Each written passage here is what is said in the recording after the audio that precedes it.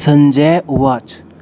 संजय ने कहा, तं तथा कीर्त्याविष्टम् अश्रुपूर्णकुलेक्षणं विषीदन्तम् इदमुवाक्यम् उवाच मधुसूदन। तात्पर्य: भौतिक पदार्थों के प्रति करुणा, शोक तथा अश्रु ये सब असली आत्मा को न जानने के लक्षण हैं। शाश्वत आत्मा के प्रति करुणा ही आत्म साक्षात्कार है। इस श्लोक में मधुसूदन शब्द महत्वपूर्ण है। कृष्ण ने मधु नामक असुर का वध किया था और अब अर्जुन चाह रहा है कि कृष्ण उस अज्ञान रूपी असुर का वध करे जिसने उसे कर्तव्य से विमुख कर रखा है। यह कोई नहीं जानता कि करुणा का प्रयोग कहाँ होना चाहिए। डूबते हुए मनुष्य के वस्त्रों के लिए करुणा मूर्खता होगी। अज्ञान सागर में गिरे हुए मनुष्य को केवल उसके बाहरी पहनावे अर्थात स्थूल शरीर की रक्षा करके नहीं बचाया जा सकता है। जो इसे नहीं जानता और बाहरी पहनावे के लिए शोक करता है वह शूद्र कहलाता है, अर्थात वह वृथा ही शोक करता रहता है। अर्जुन तो क्षत्रिय था, अंत उससे ऐसे आचरण की आशा न थी, किंतु भगवान कृष्ण अज्ञानी पुरुष के शोक को विनिष्ट कर सकती है और इसी उद्देश्य से उन्होंने भगवद गीता का उपदेश दिया। यह अध्याय हमें भौतिक शरीर तथा आत्मा के वैश्लेषिक अध्ययन द्वारा आत्म साक्षात्कार का उपदेश देता है। यह अध्याय 2 है, गीता का सार, जिसकी व्याख्या परम अधिकारी भगवान श्री कृष्ण द्वारा की गई है। यह साक्षात्कार तभी संभव है जब मनुष्य निष्काम भाव से कर्म करे और आत्मबोध को प्राप्त हो। आप पूछोगे संजय कौन है? संजय महाभारत के एक प्रमुख पात्र थे। वह धृतराष्ट्र के सारथी और सलाहकार थे और उन्हें वेदव्यास द्वारा दिव्य दृष्टि का वरदान प्राप्त था, जिससे वे कुरुक्षेत्र युद्ध का आंखों देखा हाल धृतराष्ट्र को सुनाते थे। श्री भगवान उवाच कुतस्तव कस्मलम् इदं विस्मे समुपस्थितम् अनार्यजुष्टम् अस्वप्रियम् अकीर्तिकरम् अर्जुन। श्री भगवान ने कहा, हे अर्जुन, तुम्हारे मन में यह कलमश आया कैसे? यह उस मनुष्य के लिए तनिक भी अनुकूल नहीं है जो जीवन के मूल्य को जानता हो। इससे उच्च लोक की नहीं अपितु अपयश की प्राप्ति होती है। तात्पर्य: श्री कृष्ण तथा भगवान अभिन्न हैं, इसलिए श्री कृष्ण को संपूर्ण गीता में भगवान ही कहा गया है। भगवान परम सत्य की परिकाष्ठा है। परम सत्य का बोध ज्ञान की 3 अवस्थाओं में होता है: ब्रह्म या निर्विशेष, सर्वव्यापी चेतना, परमात्मा या भगवान का अंतर्यामी रूप जो समस्त जीवों के हृदय में है, तथा भगवान या श्री भगवान श्री कृष्ण। श्रीमद् भागवत गीता में परम सत्य की यह धारणा इस प्रकार बताई गई है, ध्यान से सुनना। परम सत्य का ज्ञाता परम सत्य का अनुभव ज्ञान की 3 अवस्थाओं में करता है और ये सब अवस्थाएं एक रूप है। ये ब्रह्म, परमात्मा तथा भगवान के रूप में व्यक्त की जाती है। इन 3 दिव्य पक्षों को सूर्य के दृष्टांत द्वारा समझाया जा सकता है, क्योंकि उसके भी 3 भिन्न भिन्न पक्ष होते हैं, यथा धूप, प्रकाश, सूर्य की सतह तथा सूर्यलोक स्वयं। जो सूर्य के प्रकाश का अध्ययन करता है वह नौसिखिया है। जो सूर्य की सतह को समझता है वह कुछ आगे बढ़ा हुआ होता है और जो सूर्य लोक में प्रवेश कर सकता है वह उच्चतम ज्ञानी है। जो नौसिखिया सूर्य प्रकाश, उसकी विश्व व्याप्ति तथा उसकी निर्विशेष प्रकृति के अखंड तेज के ज्ञान से ही तुष्ट हो जाता है, वह उस व्यक्ति के समान है जो परम सत्य के ब्रह्म रूप को ही समझ सकता है। जो व्यक्ति कुछ अधिक जानकार है वह सूर्य गोले के विषय में जान सकता है, जिसकी तुलना परम सत्य के परमात्मा स्वरूप से की जाती है। जो व्यक्ति सूर्यलोक के अंतर में प्रवेश कर सकता है उसकी तुलना उससे की जाती है जो परम सत्य के साक्षात रूप की अनुभूति प्राप्त करता है। अंत जिन भक्तों ने परम सत्य के भगवान स्वरूप का साक्षात्कार किया है वे सर्वोच्च अध्यात्मवादी हैं। यद्यपि परम सत्य के अध्ययन में रत सारे विद्यार्थी एक ही विषय के अध्ययन में लगे हुए हैं। सूर्य का प्रकाश, सूर्य का गोला तथा सूर्यलोक की भीतरी बातें, इन तीनों को एक दूसरे से विलग नहीं किया जा सकता है। फिर भी तीनों अवस्थाओं के अध्येता एक ही श्रेणी के नहीं होती है। संस्कृत शब्द भगवान की व्याख्या व्यासदेव के पिता पराशर मुनि ने की है। समस्त धन, शक्ति, यश, सौंदर्य, ज्ञान तथा त्याग से युक्त परम पुरुष भगवान कहलाता है। ऐसे अनेक व्यक्ति हैं जो अत्यंत धनी है, अत्यंत शक्तिमान है, अत्यंत सुंदर है और अत्यंत विख्यात, विद्वान तथा विरक्त है, किंतु कोई साधिकार यह नहीं कह सकता कि उसके पास सारा धन, शक्ति आदि है। एकमात्र कृष्ण ही ऐसा दावा कर सकते हैं, क्योंकि वे भगवान हैं। ब्रह्मा, शिव या नारायण सहित कोई भी जीव कृष्ण के समान पूर्ण ऐश्वर्यवान नहीं है। अंत ब्रह्म संहिता में स्वयं ब्रह्मा जी का निर्णय है कि श्री कृष्ण स्वयं भगवान है, ना तो कोई उनके तुल्य है, ना उनसे बढ़कर है। वे आदि स्वामी या भगवान हैं, गोविंद रूप में जाने जाते हैं और समस्त कारणों के परम कारण हैं। ऐसे अनेक पुरुष हैं जो भगवान के गुणों से युक्त है, किंतु कृष्ण परम है, क्योंकि उनसे बढ़कर कोई नहीं है। वे परम पुरुष हैं और उनका शरीर सच्चिदानंदमय है। वे आदि भगवान गोविंद है और समस्त कारणों के कारण हैं। भागवत में भी भगवान के नाना अवतारों की सूची है, किंतु कृष्ण को आदि भगवान बताया गया है, जिनसे अनेक अनेक अवतार तथा ईश्वर विस्तार करते हैं। भगवान की उपस्थिति में अर्जुन द्वारा स्वजनों के लिए शोक करना सर्वथा अशोभनीय है। अंत कृष्ण ने कुंत शब्द से अपना आश्चर्य व्यक्त किया है। आर्य जैसी सभ्य जाति के किसी व्यक्ति से ऐसी मलिनता की उम्मीद नहीं की जाती। आर्य शब्द उन व्यक्तियों पर लागू होता है जो जीवन के मूल्य को जानते हैं और जिनकी सभ्यता आत्म साक्षात्कार पर निर्भर करती है। देहात्म बुद्धि से प्रेरित मनुष्य को यह ज्ञान नहीं रहता कि जीवन का उद्देश्य परम सत्य, विष्णु या भगवान का साक्षात्कार है। वे तो भौतिक जगत के ब्रह्म स्वरूप से मोहित हो जाते हैं। अंत वे यह नहीं समझ पाते कि मुक्ति क्या है। जिन पुरुषों को भौतिक बंधन से मुक्ति का कोई ज्ञान नहीं होता, वे अनार्य कहलाते हैं। यद्यपि अर्जुन क्षत्रिय था, किंतु युद्ध से विचलित होकर वह अपने कर्तव्य से गुमराह हो रहा था। उसकी यह कायरता अनार्यों के लिए ही शोभा देने वाली हो सकती है। कर्तव्य पथ से इस प्रकार का विचलन ना तो आध्यात्मिक जीवन में प्रगति करने में सहायक बनता है, ना ही इससे इस संसार में ख्याति प्राप्त की जा सकती है। भगवान कृष्ण ने अर्जुन द्वारा अपने स्वजनों पर इस प्रकार की करुणा का अनुमोदन नहीं किया। अर्जुन को पृथा पुत्र के रूप में संबोधित किया गया है। पृथा कृष्ण के पिता वसुदेव की बहन थी। अंत कृष्ण के साथ अर्जुन का रक्त संबंध था। यदि क्षत्रिय पुत्र लड़ने से मना करता है तो वह नाम का क्षत्रिय है, और यदि ब्राह्मण पुत्र अपवित्र कार्य करता है तो वह नाम का ब्राह्मण है। ऐसे क्षत्रिय तथा ब्राह्मण अपने पिता के अयोग्य पुत्र होते हैं। अंत कृष्ण यह नहीं चाहते थे कि अर्जुन अयोग्य क्षत्रिय पुत्र कहलाए। अर्जुन कृष्ण का घनिष्ठ मित्र था और कृष्ण प्रत्यक्ष रूप से उसके रथ का संचालन कर रहे थे, किंतु इन सब गुणों के होते हुए भी यदि अर्जुन युद्ध भूमि को छोड़ता है तो वह अत्यंत निंदनीय कार्य करेगा। अंत कृष्ण ने कहा कि ऐसी प्रवृत्ति अर्जुन के व्यक्तित्व को शोभा नहीं देती।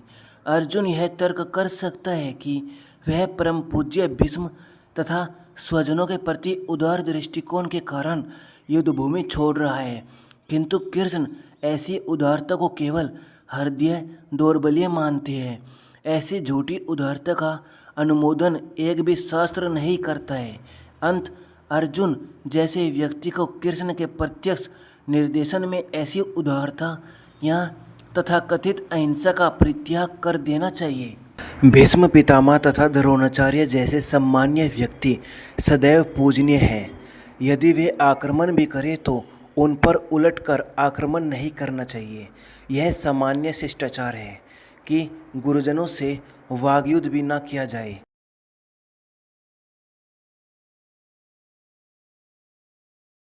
यहाँ तक कि यदि कभी वे रुक्ष व्यवहार करें तो भी उनके साथ रुक्ष व्यवहार ना किया जाए। तो फिर भला अर्जुन उन पर बाण कैसे छोड़ सकता था? क्या अर्जुन कभी अपने पितामह नाना उग्रसेन या अपने आचार्य सांदीपनि मुनि पर हाथ चला सकते थे? अर्जुन ने कृष्ण के समक्ष यही कुछ तर्क प्रस्तुत किए।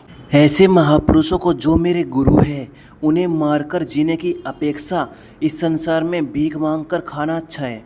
भले ही वे सांसारिक लाभ के इच्छुक हो, किंतु है तो गुरुजन ही। यदि उनका वध होता है तो हमारे द्वारा भोग्य प्रत्येक वस्तु उनके रक्त से सनी होगी। शास्त्रों के अनुसार ऐसा गुरु जो निंग कर्म में रत हो और जो विवेक शून्य हो, त्याज्य है। दुर्योधन से आर्थिक सहायता लेने के कारण भीष्म तथा द्रोण उसका पक्ष लेने के लिए बाध्य थे। यद्यपि केवल आर्थिक लाभ से ऐसा करना उनके लिए उचित न था। ऐसी दशा में वे आचार्यों का सम्मान खो बैठे थे। किंतु अर्जुन सोचता है कि इतने भर भी वे उसके गुरुजन हैं।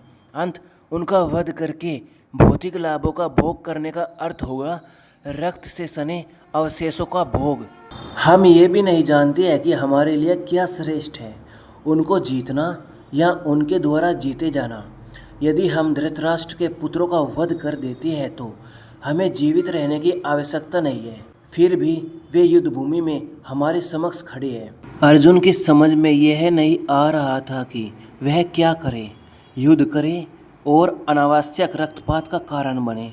यद्यपि क्षत्रिय होने के नाते युद्ध करना उसका धर्म है, या फिर वह युद्ध से विमुख होकर भीख मांगकर जीवन यापन करे। यदि वह शत्रु को जीतता नहीं तो जीविका का एकमात्र साधन भिक्षा ही रह जाता है।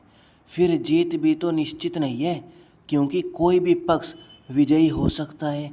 यदि उसकी विजय हो भी जाए, क्योंकि उसका पक्ष न्याय पर है, तो भी यदि धृतराष्ट्र के पुत्र मरते हैं तो उनके बिना रह पाना अत्यंत कठिन हो जाएगा। उस दशा में यह उसके दूसरे प्रकार की हार होगी।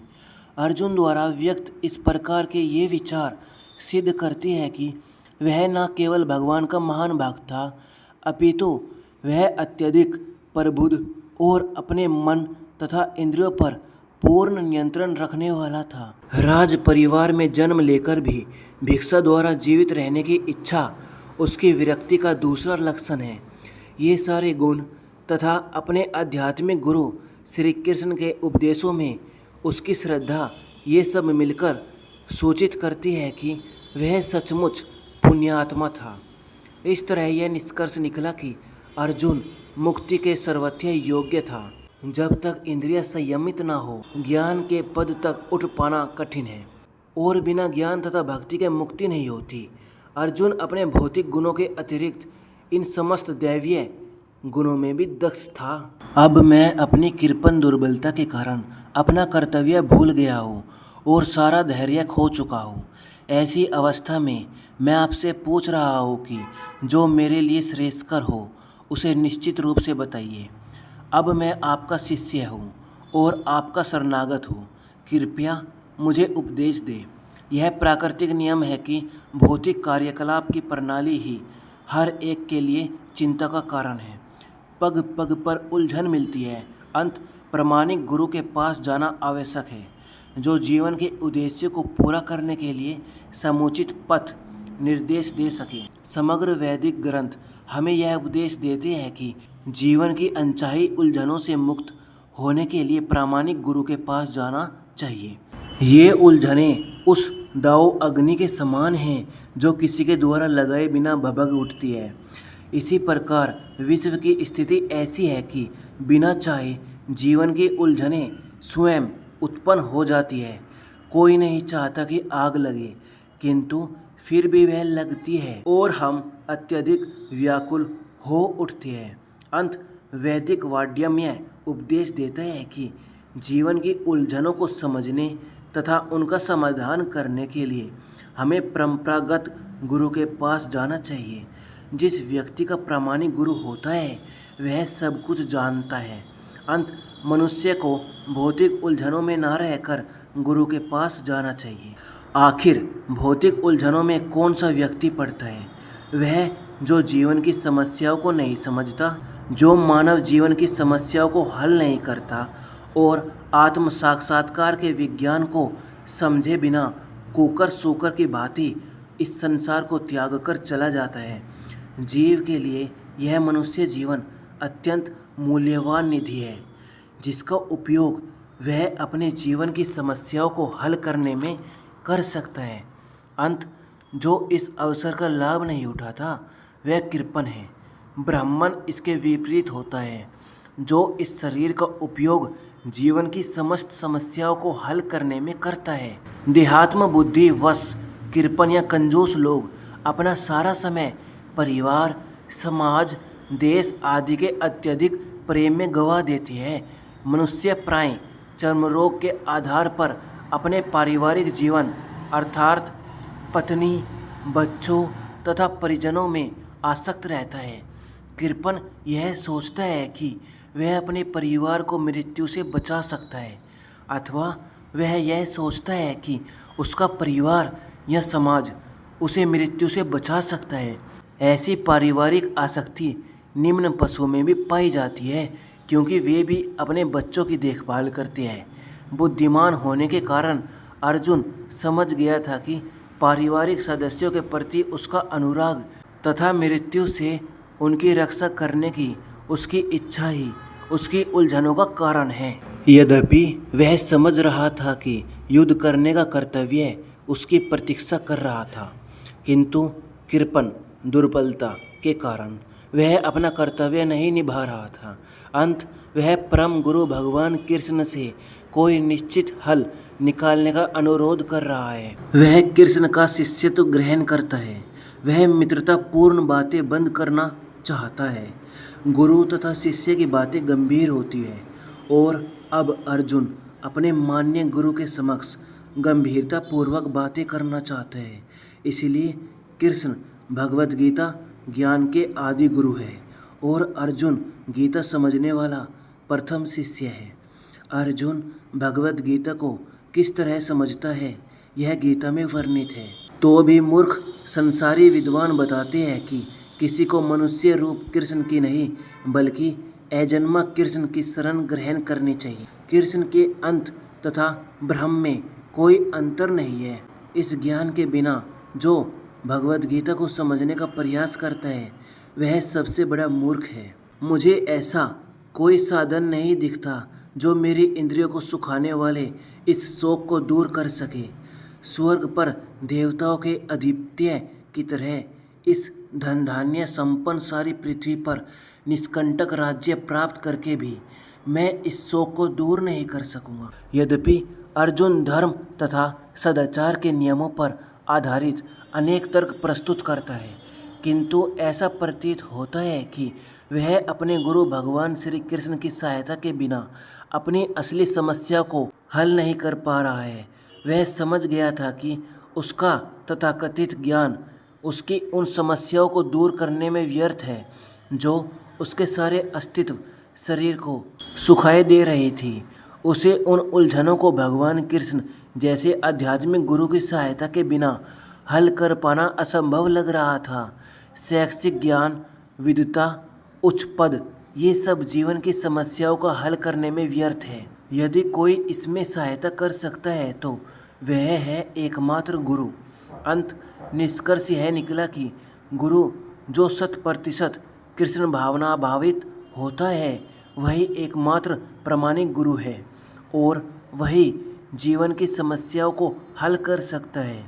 भगवान चैतन्य ने कहा कि जो कृष्ण भाव नामृत के विज्ञान में दक्ष हो, कृष्ण तत्ववेत्ता हो, चाहे वह किसी भी जाति का हो, वही वास्तविक गुरु है। कोई व्यक्ति चाहे वह विप्र वैदिक ज्ञान में दक्ष हो, निम्न जाति में जन्मा शूद्र हो या कि सन्यासी, यदि वह कृष्ण के विज्ञान में दक्ष कृष्ण तत्ववेत्ता है तो वह यथार्थ प्रामाणिक गुरु है।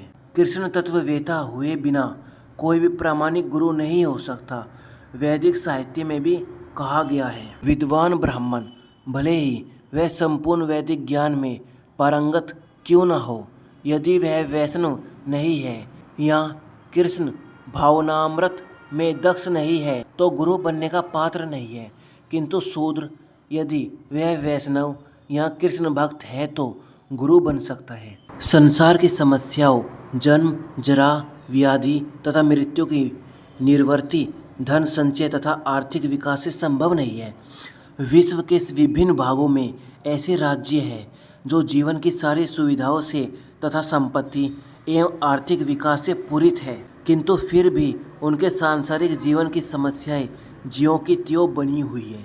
वे विभिन्न साधनों से शांति खोजती है, किंतु वास्तविक सुख उन्हें तभी मिल पाता है जब वे कृष्ण भक्ति से युक्त कृष्ण के प्रामाणिक प्रतिनिधि के माध्यम से कृष्ण अथवा कृष्ण तत्व पूरक भगवद गीता तथा श्रीमद् भागवत के परामर्श को ग्रहण करते हैं। यदि आर्थिक विकास तथा भौतिक सुख किसी के पारिवारिक, सामाजिक, राष्ट्रीय या अंतर्राष्ट्रीय अव्यवस्था से उत्पन्न हुए शोकों को दूर कर पाते तो अर्जुन यह ना कहता कि पृथ्वी का अप्रतिम राज्य या स्वर्गलोक में देवताओं की सर्वोच्चता भी उसके शोकों को दूर नहीं कर सकती। इसलिए उसने कृष्ण भाव नामृत का ही आश्रय ग्रहण किया और यही शांति तथा समरसता का उचित मार्ग है। आर्थिक विकास या विश्व अधिपत्य प्राकृतिक प्रलय द्वारा किसी भी क्षण समाप्त हो सकता है। यहाँ तक कि चंद्रलोक जैसे उच्च लोकों की यात्रा भी, जिसके लिए मनुष्य प्रयत्नशील है, एक झटके में समाप्त हो सकती है। भगवद गीता इसकी पुष्टि करती है। जब पुण्य कर्मों के फल समाप्त हो जाते हैं तो मनुष्य सुख के शिखर से जीवन के निम्नतम स्तर पर गिर जाता है। इस तरह से विश्व के अनेक राजनीतिज्ञों का पतन हुआ है। ऐसा अंधपतन शोक का कारण बनता है। अंत यदि हम सदा के लिए शोक का निवारण चाहे तो हमें कृष्ण की शरण ग्रहण करनी होगी, जिस तरह अर्जुन ने की। अर्जुन ने कृष्ण से प्रार्थना की कि वे उसकी समस्या का निश्चित समाधान कर दे। संजय ने कहा, इस प्रकार कहने के बाद शत्रुओं का दमन करने वाला अर्जुन कृष्ण से बोला, हे गोविंद, मैं युद्ध नहीं करूँगा, और चुप हो गया। धृतराष्ट्र को यह जानकर परम प्रसन्नता हुई होगी कि अर्जुन युद्ध न करके युद्ध भूमि छोड़कर भिक्षाटन करने जा रहा है, किंतु संजय ने उसे पुनः यह कहकर निराश कर दिया कि अर्जुन अपने शत्रु को मारने में सक्षम है। यद्यपि कुछ समय के लिए अर्जुन अपने पारिवारिक स्नेह के प्रति मिथ्या शोक से अभिभूत था, किंतु उसने शिष्य रूप में अपने गुरु श्री कृष्ण की शरण ग्रहण कर ली। इससे सूचित होता है कि शीघ्र ही वह इस शोक से निर्वक्त हो जाएगा और आत्म साक्षात्कार या कृष्ण भावनामृत के पूर्ण ज्ञान से प्रकाशित होकर पुनः युद्ध करेगा। इस तरह धृतराष्ट्र का हर्ष भंग हो जाएगा। दोस्तों, इस वीडियो में बस इतना ही। मिलते हैं अगली वीडियो में। आगे का गीता का सार अगली वीडियो में। अगर यह वीडियो आपको अच्छी लगी हो तो कमेंट करना, लाइक करना, शेयर करना और हमारे चैनल को सब्सक्राइब कर देना और नोटिफिकेशन ऑन कर देना। हमारी आने वाली वीडियो की नोटिफिकेशन आपको सबसे पहले मिले। धन्यवाद। बाय।